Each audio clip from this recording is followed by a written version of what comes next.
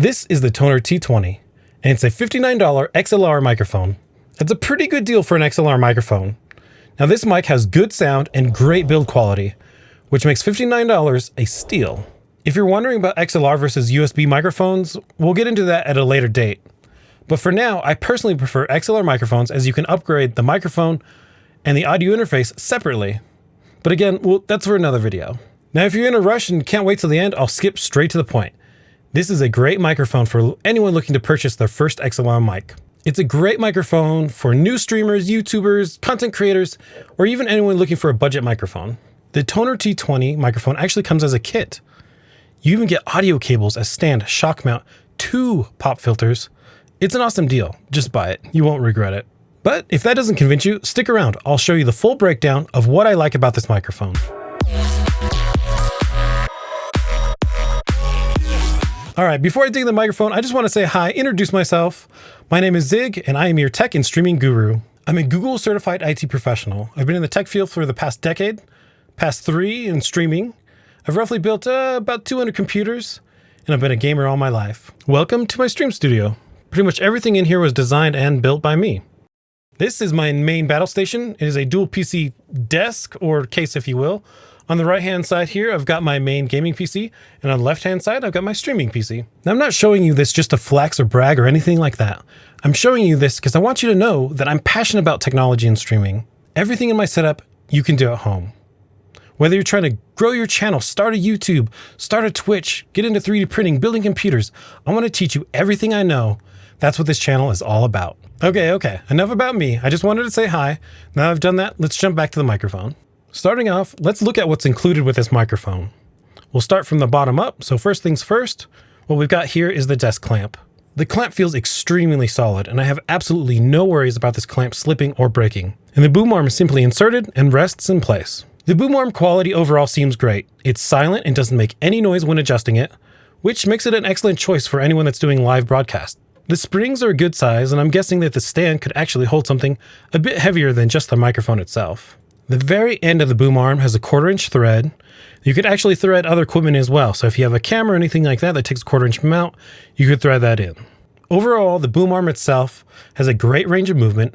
It doesn't bounce, wobble, feel loose or anything like that. It's a solid stand. To attach the shock mount, you simply thread on this adapter, which goes from 1/4 to 3/8, and then you thread on the shock mount itself. To insert the microphone into the shock mount, you simply squeeze the shock mount clamp and insert the microphone into place. The logo should be facing towards you, otherwise the pickup pattern will be facing the wrong direction. Hooking up the XLR cable itself is pretty easy. It just inserts directly. The XLR cable itself says high grade, low noise. I didn't do any cable testing, so who knows if that's true, but honestly, this isn't a concert setting. It doesn't need to be extra thick or triple shielded or anything crazy like that. Moving on, I was pleased to see that the company included 4 large cable ties. I know the cable ties aren't a big deal, but I honestly like it when companies put in the thought of the small details. Lastly, they've included 2 different styles of windscreens or pop filters, if you will. One slips directly over the microphone, while the other clamps to the stand itself. Physically, the build quality of everything seems great.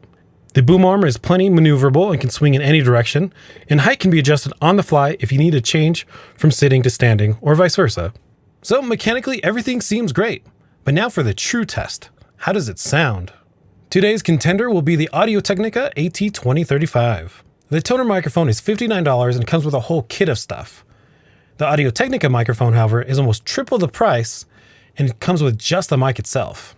It's going to be interesting to hear the difference between the mid-level microphone and the budget microphone. During all of the following microphone tests, both microphones will be hooked up to my Focusrite Scarlett Solo, and I'll be alternating between the 2 microphones. During this whole video, I've been recording this audio on my Audio-Technica AT2035, which is the microphone you see in front of me. So I'll switch over to the Tonor microphone now. So this is now the Tonor microphone that I have in front of me. For testing, I'll be using the Quick Brown Fox phrase. Yes, I know it's meant for fonts, but I just wanted to use something common. I'll say the phrase and I'll alternate between the 2 different microphones so that you can hear the difference. The quick brown fox jumps over the lazy dog. The quick brown fox jumps over the lazy dog. The quick brown fox jumps over the lazy dog. The quick brown fox jumps over the lazy dog. The quick brown fox jumps over the lazy dog. The quick brown fox jumps over the lazy dog. Now how about some soft click noises?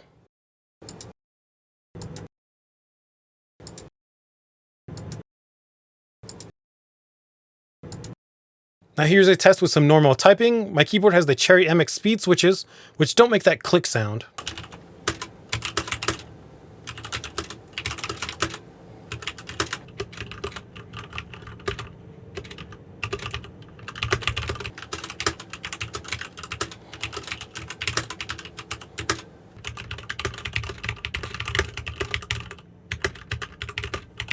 And for the final test, let's see how the microphone performs on and off axis. So this is the very front of the mic. This is at 45 degrees. This is at 180 degrees off to the side. This is 45 degrees to the rear. And this is the full rear back side of the microphone.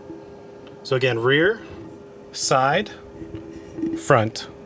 So as you can hear, it should be much louder in the front as compared to the rear is going to be much quieter. All right, that's it for the testing. Obviously, I could go on and do all sorts of different tests, but I think that's plenty. And overall, the results, I feel like it's a good microphone for the money. If you want to snag up one of these microphones for yourself, they do have them on Amazon. I've put an Amazon link to the product in the description below. I've also got product links to all of the gear that I'm using directly right on my website. These are affiliate links. There's no extra cost to you, but I get a little bit of commission. It helps keep this channel running. Well, now that I'm done testing and reviewing this microphone, I really don't need it. So if you want this microphone and you have really good luck, head on over to ziglinks.com and click the button that says free stuff. Once you're there, you can enter to win and the microphone will meet its new owner in 2 to 3 weeks. I should mention that I'm also including the Behringer Euphoria UM2 audio interface. It's a package deal. If you like this video and you want to see more, be sure to subscribe, press that like button, and hit that notification bell. With your support, I can keep making more and more videos. Aside from this video, if you want to come hang out while I'm live, I also stream on Twitch, where I play video games and talk about tech stuff. But if you want something a little more casual, there's also my Discord that you can join as well. Anyways, thank you for watching. I hope you found this video useful. Let me know in the comments below what future videos you'd like me to make. If I see a particular comment that's upvoted a bunch, I'll make a video on it. See you next time.